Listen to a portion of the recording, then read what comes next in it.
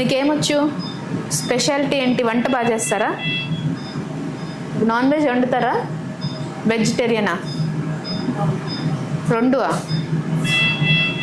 చెప్పండి.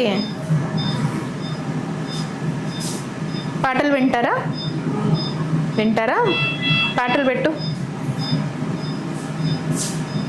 మంచి సాంగ్స్ విని చాలా రోజులు అయింది కదా.